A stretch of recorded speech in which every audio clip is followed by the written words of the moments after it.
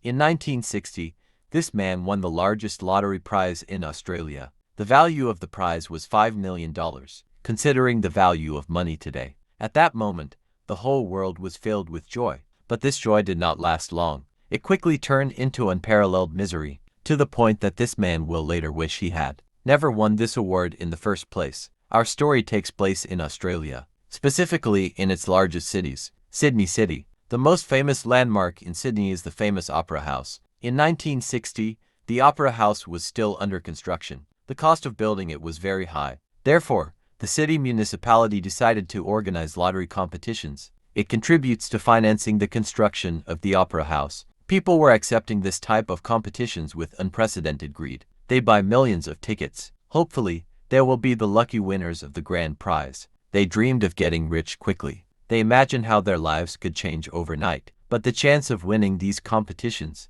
it was closer to fantasy. One winner, hundreds of thousands meet him. Rather, millions of losers. He was the real winner in the end. They are the entities and companies that organize these competitions. They are the ones who take the lion's share. Anyway, in 1960, the city of Sydney announced about a lottery contest allocated to finance the Opera House. It announced very huge prizes. People arrived in their tens of thousands to purchase tickets for this competition. The municipality achieved significant profits. She helped finance the Opera House project. Among these participants, there was a man named Basil Thorne, and when his name was announced as the winner of the grand prize, he couldn't believe what he was hearing. So everything he bought, it was only one ticket, while others spent huge sums of money to buy dozens of tickets. However, he was the winner. His luck was beyond imagination. The value of the prize was 100,000 Australian pounds. The pound was the currency of Australia at that time. When calculating its value today with inflation,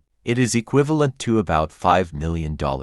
A sufficient reward by completely changing a person's life. Basil Thorne was a man of 37 years. He works as a street vendor. His work required him to move between different cities to market the products he sells. It was exhausting work. His income is below the average. He was living with his family in a modest ground floor apartment in an area called Bondi, in the city of Sydney. His family consists of his wife, Frida Thorne, and his two children, Graham, 8 years old, and Belinda, and it is 3 years old. When Basil Thorne won the lottery, he realized that his life and the life of his family would change completely. They were now able to enjoy comfort and live in complete freedom, without being burdened by the financial pressures that always concerned them. But at that time, anyone who won lotteries, especially big prizes, had his name, photo, and news of his win published in all newspapers, and even his home address. There was no privacy at all. Simply winning means becoming a well-known personality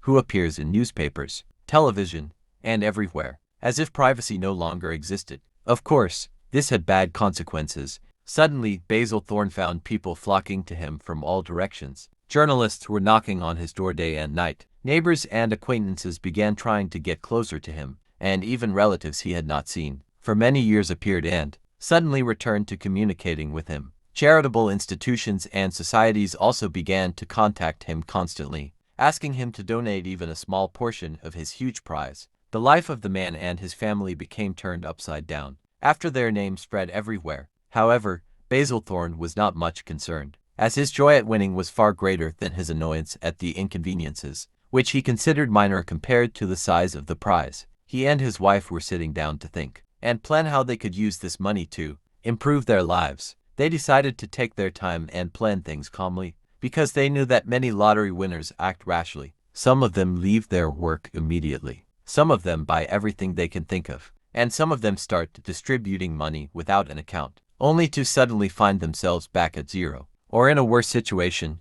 and perhaps drowned in debt. Such stories were common even at that time, about winners who wasted their entire fortune. Therefore, Basil Thorne and his wife were determined to handle the matter wisely and carefully. Basil had no intention of leaving his job as a street vendor at that time, even though his work was exhausting, and he preferred to continue it until they had a clear plan for the future, which was a very smart move. But even a person who is wise and intelligent in his decisions, things may not always go as he desires. As it is said, the winds blow in a way that ships do not want. The family's youngest son, 8-year-old Graham, was a student at a private school in Sydney, but one of Graham's colleagues reported that he saw him walking down the street, heading towards the usual corner, and then the mother, Frida, realized that something bad was happening. He hurt her son. Without hesitation, she ran to the phone and called the police. "My son is missing, please come quickly." It is worth mentioning that Basil Thorne, the child's father, was not at home at the time, but was on a business trip in another city. Within a short time, an investigator from the Bunday police arrived at the house and began to reassure the mother that they would do their utmost they did their best to find it. While they were talking, the phone suddenly rang. The mother picked up the phone with a shiver, and a strange voice asked her, "Is this the Thorne family's house?" "Are you Frida or Graham?" she answered with her hand on her heart. "Yes, I am," the man said directly. "I have your son Graham now." The mother's heart sank with fear, and her prey began to tremble. The detective standing next to her noticed what was happening and immediately realized that the caller was the kidnapper. He motioned to the mother to give him the headphone and began speaking to him without revealing his official identity. The kidnapper thought he was speaking to the child's father. The kidnapper said firmly, "Your son is in my hands, and I will not release him until the ransom is paid." The detective answered calmly, "We will do whatever you want, but do not hurt the little one." The kidnapper demanded that an amount of £25,000, approximately $1 million and a quarter million in today's standards, be prepared before the hour 5 in the evening. The investigator was shocked by the large amount of money. He did not know at the time that the family had won the lottery, so he said with astonishment, "Where did I get some money from?" Like this, the kidnapper's voice became angry. "Don't mess with me. Prepare the money on time, otherwise I will feed your son for pennies." "I will call you later with the details," he said, then hung up. The investigator was astonished by this strange threat. It suggested that the perpetrator was a mentally unstable person. He also noticed that he has an Eastern European accent and is not a purely Australian accent. Immediately, the investigator called for support from the police department, and the head of the investigators even attended in person to supervise this sensitive case. The police declared a state of emergency. This issue is considered one of the most serious issues in their history. It is very rare in Australia for a child to be abducted. In such cases, the police always strive to work in silence, away from the eyes of the media, to ensure the safety of the victim. But despite all following the efforts, press vehicles began to gather in front of the Thorne family home. The news was leaked to the famous Daily Mirror newspaper through an anonymous source, likely from within the police force. The news was not only resounding because the kidnapped person was the son of the lottery winner, but also because kidnapping children for ransom was something unusual, unprecedented in the modern history of Australia. Even the most powerful organized crime gangs refrained from touching children and considered this a red line that could not be crossed. This media crowd led to harassment of the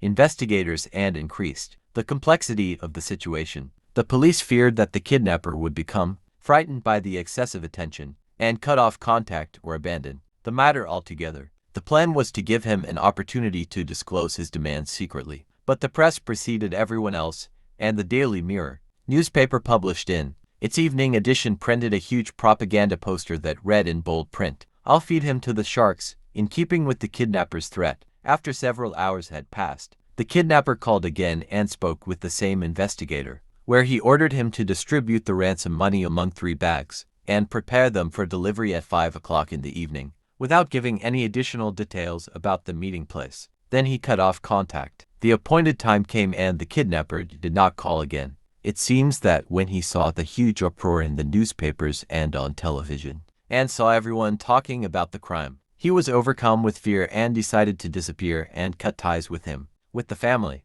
What the police feared came true. The fate is unknown, and no one anymore knows when the kidnapper will call back, or if he intends to do so at all. As for the child's father, Basil Thorne, he was among those whose fate led him to be away on a business trip when his son disappeared. As soon as he was informed of the news, he boarded the first plane back to Sydney. When he arrived at the airport, crowds of journalists grabbed him and peppered him with their questions, but he did not pay attention to them. His only concern was to reassure his grieving family. After returning home and meeting his wife, he met with investigators to consider the next step. The problem was the silence of the kidnapper and the inability of the police to communicate with him, because his calls were made through public phones in the streets. The investigators saw that the best option was for Father Basil to appear in front of the media to send a direct message to the kidnapper. This prompts him to communicate again. Indeed, a massive press conference was held, and in front of the cameras, the father made a moving appeal to the kidnapper while drowning in his tears.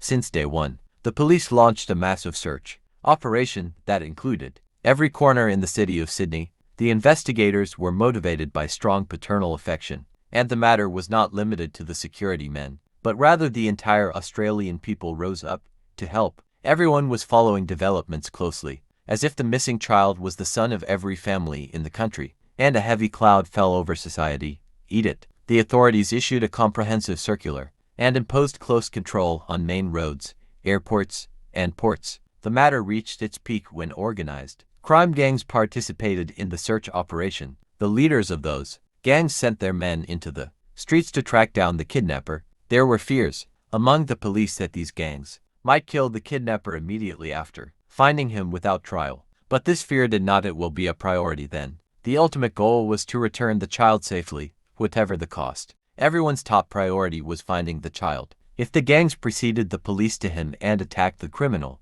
there would be no harm in that. In light of the horror of the tragedy, the issue turned into an issue of public opinion that reached the ears of the government, which reacted to the overwhelming popular anger and began discussing classifying the crime of kidnapping as a major crime. Since the maximum penalty at that time did not exceed 10 years, a proposal was put forward to increase the penalty to be more deterrent and longer lasting. To motivate people to help, the government allocated a financial reward of £5,000 to anyone who provides information that leads to the arrest of the kidnapper, the equivalent of $250,000 today. The Daily Mirror newspaper, owned by a wealthy man, also announced an additional prize amounting to £15,000, bringing total rewards amount to approximately $1 million. The story of Basil Thorne made all the headlines, and with this financial temptation, thousands of calls came into police stations, which it required the appointment of hundreds of officers to sort through these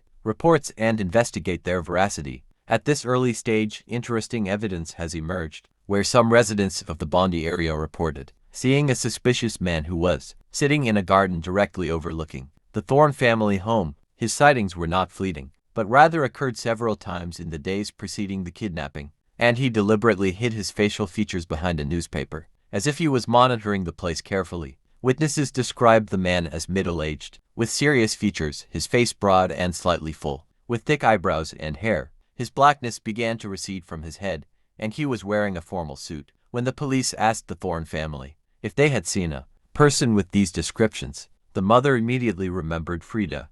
An incident occurred 3 weeks ago. Then a strange man with the same features mentioned by the witnesses knocked on her door, and he spoke with a clear European accent.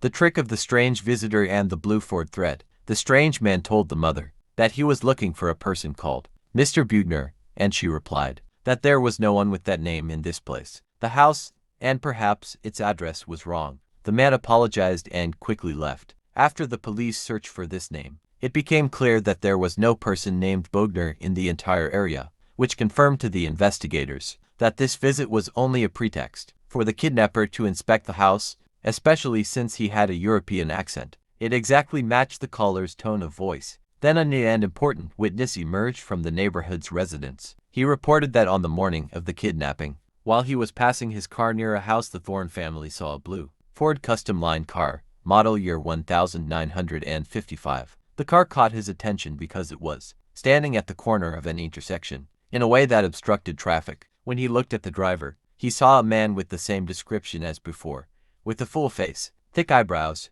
and wearing a formal suit. The investigators were amazed by the witness's accuracy in identifying the make and model of the car, so they decided to test him. They showed him brochures for different types of cars, and even took him on a field tour to ask him about the brands of vehicles passing by the street. All his answers were correct and accurate, which made the police consider his testimony as a golden thread in the case. Accordingly, 25 officers were assigned a difficult task: go to the headquarters of the Sydney Transport Authority to search property records. Since the computer era had not yet begun, they had to manually scan thousands of paper cards. The operation continued for 3 days and nights, searching for every blue Ford Custom Line car registered in the city. Perhaps it would lead them to the one with thick eyebrows. Imagine, guys, that the police examined more than 270,000 registration cards, and in the end they were able to count 5,000 car cards that exactly matched the description. The data of each of these 5,000 vehicles was documented, and the police began strenuous attempts to communicate with their owners and interview them. Despite the difficulty of communication in that era, which lacked modern means of communication, they tried to reach the largest possible number of people, the owners of those cars. The police have made tremendous efforts, and these intelligent and effortful investigations will remain a milestone in the history of criminal cases, especially with the lack of technology and DNA tests. On the day following the kidnapping, a very important discovery occurred. Graham's school bag was found approximately 20 kilometers from the Bondy area. The place was remote, surrounded by bushes and grass, thanks to the police dogs. This was the first material evidence, and through it, it was confirmed to the investigators that the kidnapper had moved the child far from the house, his family. After this discovery, hundreds of policemen moved in, supported by soldiers from the Army and Navy in their vehicles and their helicopters, to comb the areas adjacent to the bag's location. Even the general public, young and old, joined the search campaigns after making a general appeal to everyone. With these huge numbers, they searched the area inch by inch, in the streets and forests and on the harshest terrain, but this huge operation, it did not yield any results that would lead to the kidnapped person. The child's belongings that were inside the bag were examined very carefully by criminal analysts, but as we mentioned, the absence of a DNA test at that time prevented any new lead from being reached. Meanwhile, random reports from people continued to flood in. Some of them claimed to have seen Graham in a movie theater, and some of them said that they saw him inside a car or in a specific store. Although the police had to examine every report, none of them were true or led to any tangible result. It is likely that those who made their reports have seen children who look like Graham, or that they were seeking a financial reward. He pushed them for it. It was very stressful for the police officers who investigated all these massive reports because of the fame of the case. Imagine that this file became, within weeks, the largest criminal file in the history of Australia. The police did not leave her adrift or uninvolved without investigating her. Even the reports of fortune-tellers and witches, who claimed to know the whereabouts of the child, it was verified for accuracy. What made matters worse was the emergence of a group of people who tried to exploit the family's tragedy to their advantage. They were contacting the child's family, claiming that the child was in their hands, and demanding a ransom of £25,000 to be placed in rubbish containers or in public places. On one occasion, a woman called the Thorne family home, and the father, Basil, answered. She claimed that she was the kidnapper's partner and that his son then. She warned him not to report it to the police. The father pretended to agree, but he asked to speak to his son, so the woman brought a child to speak on the phone. The father immediately realized that the voice was not his son's voice, and to confirm his suspicions, he asked the child personal questions. "What is the name of your best friend at school?" The child replied that he was not allowed to respond. Then he asked him another simple question. "What is the name of the lady who takes you to school?" But the child was unable to answer. Then the woman took back the phone and began to sharply threaten the father, saying that he would never see his son again if he did not obey her orders. Despite Basil's certainty that it was a lie, he decided to go along with it for fear that there was a small percentage of its truthfulness. She ordered him to prepare the money in a bag and meet at a specific location west of Sydney. Before going, Basil informed the police of the appointment, and two plainclothes officers accompanied him at a distance to avoid arousing suspicion. When Basil arrived at the desired location, a child approached him, saying that a woman had sent him to get the bag. Basil asked him where it was, so the boy led him to the supposed location, and the police followed them carefully. But when they arrived, they did not find anyone. Basil asked the child, "Where is that woman?" The child replied that she was standing here. The child asked if he knew this woman before, but he stated that he did not know her, and that she had given him some money to he does what you ask of him. And this was the end of the situation, because they were not able to know the identity of that woman, who was most likely to be just a fraudster who tried to take advantage of the situation. But she escaped. She eventually fled when she realized that things might get out of control. This woman was not the only plaintiff, but there were several plaintiffs who tried to pull the same trick. Some of them communicated with the father, and some of them communicated with the mother through mail letters. The mother would respond to these letters by asking personal questions that only her son knew the answer to. such as the names of his friends in the school or the name of their dog, and other questions. But in the end, she received no response. It was clear that all of these people were fraudsters and mere fragments who wanted to exploit the situation to their advantage. And they were in fact the most detestable types of people.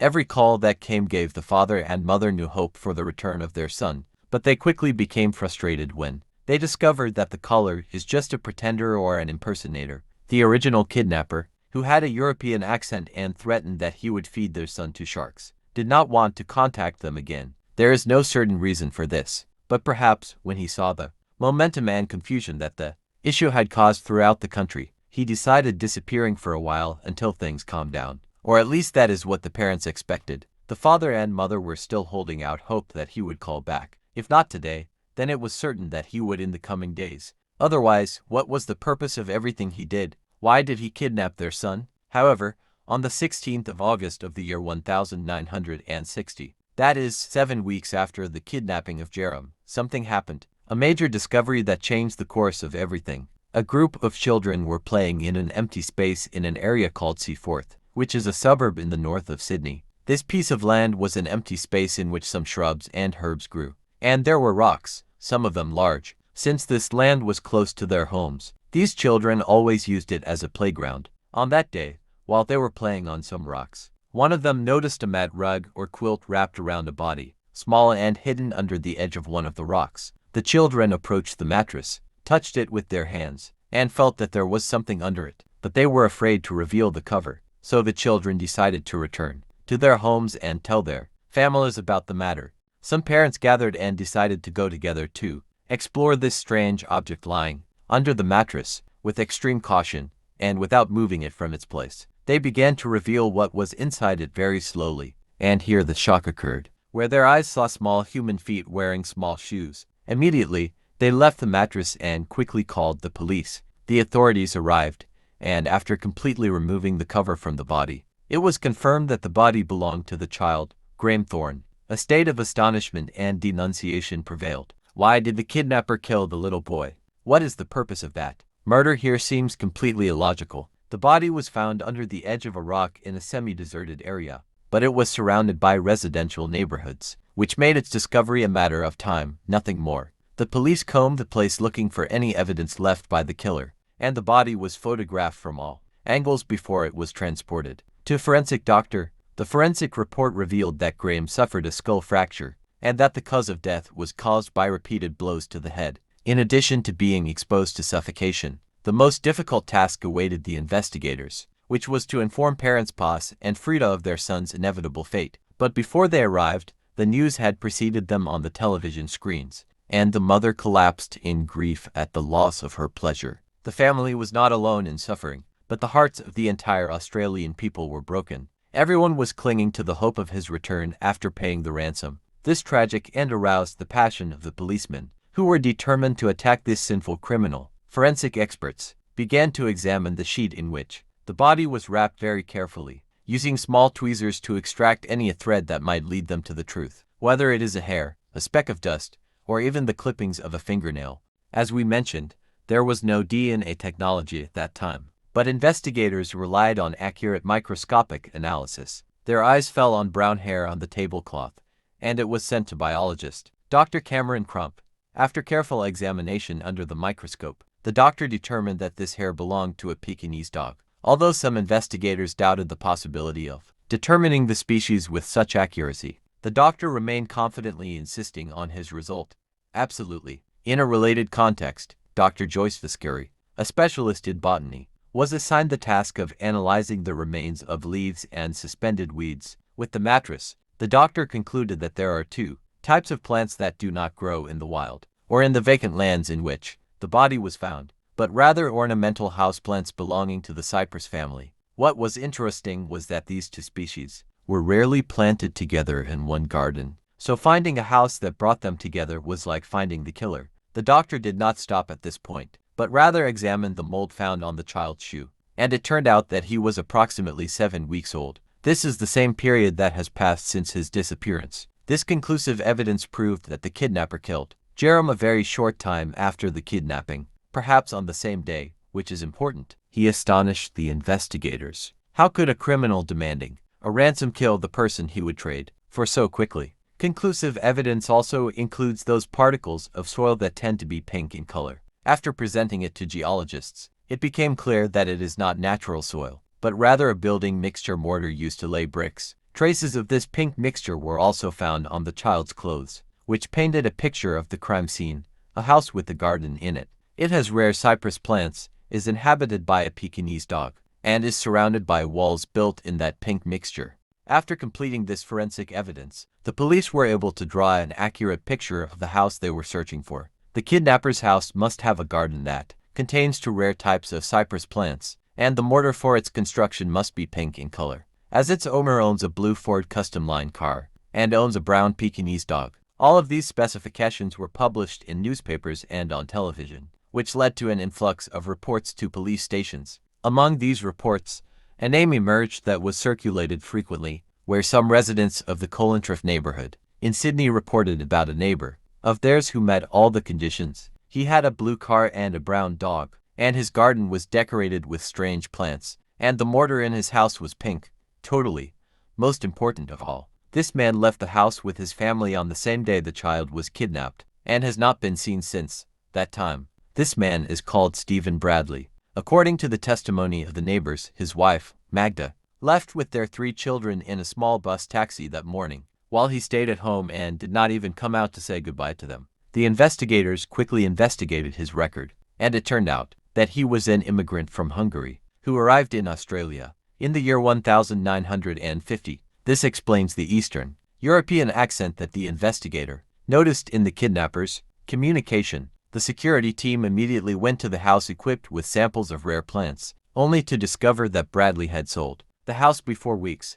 Thanks to the cooperation of the new owner, they were able to enter the building and search it. From the first moment, the investigators were astonished by the stark contrast between the features of this house and the forensic evidence they collected from the crime scene.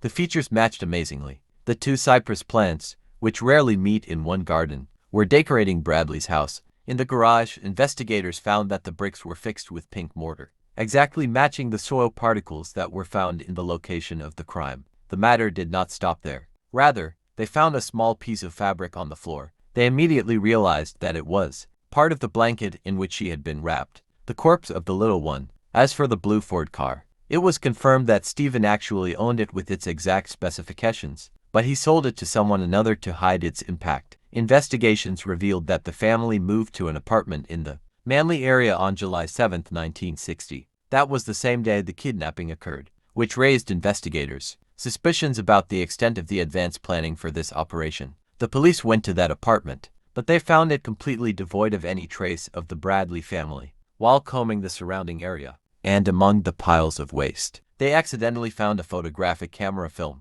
whose owner had tried to destroy it before disposing of it. The investigators transferred the film to the laboratory, and after careful cleaning and processing operations, the biggest surprise appeared: pictures of Stephen Bradley with his wife and children, sitting on a mattress that exactly matches the one used to cover the child's body. All that remains is the dog's guide. The neighbors confirmed that the family had a brown Pekingese dog, just as the biologist had previously determined. Tracing the dog's fate, the police discovered that Stephen had placed him in a veterinary clinic, with strict recommendations to ship him. He was transferred outside the country, in a desperate attempt to erase the last threads that might link him to the crime. But investigators were able to find the dog and seized it before the clinic shipped it abroad. The dog was examined and samples of its hair were taken, and by comparing them to the hair samples found on the mattress, it was found once again that the match was perfect. Do you think that the evidence ends there? No, the details kept coming. The investigators tracked the blue Ford car that Stephen had sold to another person, and when they searched it, specifically in the trunk, in the back area, they found remnants of fibers and hair that completely matched the child's clothes and hair. All this evidence confirmed, beyond a reasonable doubt, that Stephen Bradley was the kidnapper and killer of the child, Graham. But the police discovered a new problem. After investigation, it turned out that Stephen and his family had actually left Australia.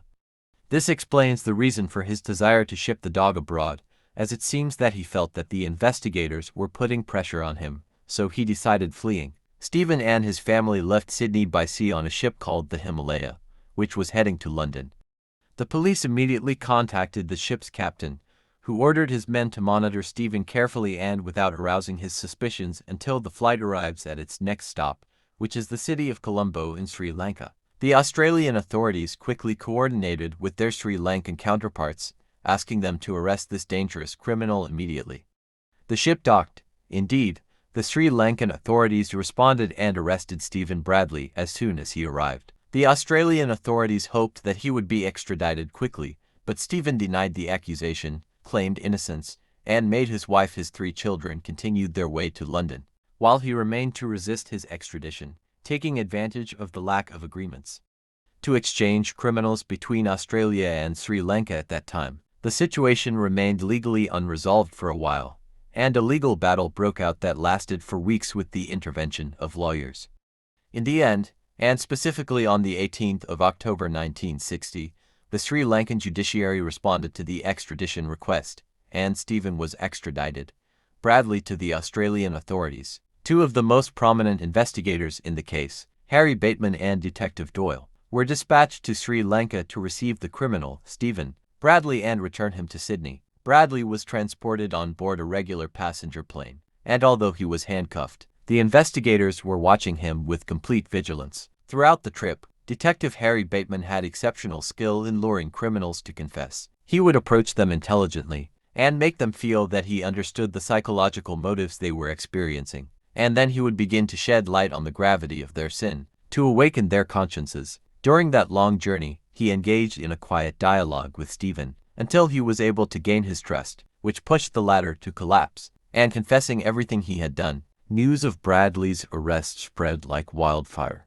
and crowds of journalists gathered at Sydney Airport to document the moment of his arrival. Despite the imposed security cordon, the policemen chose to transport Bradley and the investigators secretly through the back door of the plane, to avoid for any confusion or clash with tense public opinion. The official investigation sessions began on the 22nd of November of the year 1960. In the midst of this, the defense lawyer asked Magda Bradley, the accused's wife, to return from London to testify. Magda responded to the request and returned with her 3 children, where she was received extensively by the media at the airport. Before she arrived, she goes to meet her husband in prison and consult a lawyer. The trial ceremony began on the 21st of March of the year 1961. Given that it was an issue of public opinion, large crowds flocked towards the court, led by armies of journalists and media professionals. The surprise was when Stephen Bradley's lawyer announced that his client claimed innocence and denied the charges against him, despite his previous confession to investigators on board the plane. When he was asked about the reason for that confession, he claimed that it was under threat and psychological pressure. Confession was not an obstacle to justice. There were mountains of conclusive evidence. The public prosecutor began listing the threads of the crime: the witnesses who identified him, the blue Ford car, soil samples, the pink slurry, ornamental plants, and even dog hair. All of them linked him to the crime beyond doubt. 70 witnesses appeared before the podium, including 6 of the best policemen. Forensic medicine has refuted the idea of accidental death, where reports proved that the death resulted from violent blows to the head and the effects of intentional suffocation. Despite the absence of an official confession in court records, the crime scene can be reconstructed from Bradley's perspective. As he told the investigators, he learned that Basil Thorne had won the grand prize through the media hype. Bradley, the Hungarian immigrant who survived the ravages of World War II at the age of 19, fled to Italy, where he fought a failed marriage experience. Then he claimed to study medicine before deciding to immigrate to Australia in the year 1950 to begin a new life. In Australia, his alleged medical qualifications were not recognized, so he was forced to work in simple professions such as construction and sales. At that time, he married for the second time to a Hungarian immigrant named Eva, and he had a daughter from her. Eva belongs to a well-off family. Her father even bought her a house to live in with her family. Despite his lack of comfort to his brother-in-law, Stephen, in the year 1955, Eva was killed in a tragic car accident that resulted from a failure of the brakes. Stephen would then inherit all her property and money. Although the police investigations found no material evidence of a planned crime, Eva's father remained adamant that Stephen was the one who He arranged the accident to seize his daughter's wealth, considering his criminal character, which was revealed later. This possibility was not far from reality. Less than a year after his wife left, Stephen got engaged to another Hungarian immigrant named Magda. Their relationship began in secret, when she was still married, and after her affair and divorce were revealed, Stephen married her to become the head of a family that includes 3 children, 2 of whom are from Magda's previous husband. Stephen's criminal missteps continued, as he indulged in a series of forgery and fraud. He forged credentials claiming to be a psychotherapist, and worked as a nurse in a mental institution for 5 months before he was fired for discovering that deceived him. He also tried to sell cars mortgaged to financing parties, then opened a restaurant with money from his wife's divorce settlement. But the project failed, with miserable failure. Under mysterious circumstances, the restaurant burned down. So Stephen collected the insurance amounts and compensated for his losses. It is most likely that he was the one who set the fires intentionally. However, the accumulated debts swallowed up that money, and he emerged from that experience bankrupt. He ended up working in an insurance company, but he was soon fired from it after a short period of time. After his embezzlement was proven for money, his entire life was a record full of betrayal and crime. In the year 1960, when Stephen Bradley heard the news that Basil Thorne had won the grand lottery prize, a fire broke out, hatred in his chest, and he said to himself, "What right does this man have to win millions while I suffer? I deserve this money more than him." From that devilish moment, he began weaving the threads of his plan to kidnap the family's son and demand a financial ransom. Bradley spent a period studying international kidnapping cases to learn from them, and then he was able to determine the location of a family home. Thorne through media coverage, he began to monitor the house and dared to knock on the door to confirm the identity of the residents. As the mother, Frida, opened it for him without knowing that it was her, she faces a human demon. Bradley learned that the family had 2 children, Graham, -1 year old, and Belinda, 3 years old. He initially intended to kidnap the little girl for ease of dealing with her, but he found that Graham represented an easier target during his walk to his school. On the morning of July 7, 1960, the moment of implementation came. He stopped his blue Ford car at the corner of the intersection and crossed into Graham's path on his way to meet Mrs. Phyllis Smith, who was she takes him to school. With great cunning, he told the little boy that Mrs. Phyllis was ill, and that he had come on her behalf to drive him. In order to gain his trust, he told him the name of his school and his mother's name, which made the child fooled by his talk and ride the car reassured. As soon as the car drove away from the eyes, the nickname bared his fangs. He lurked for the child in a remote place, and gagged his mouth with a handkerchief moistened with an anesthetic chemical. Graham lost consciousness immediately, so the criminal tied his hands and feet, put a scarf over his mouth, and then threw him in the trunk of the car, posterior.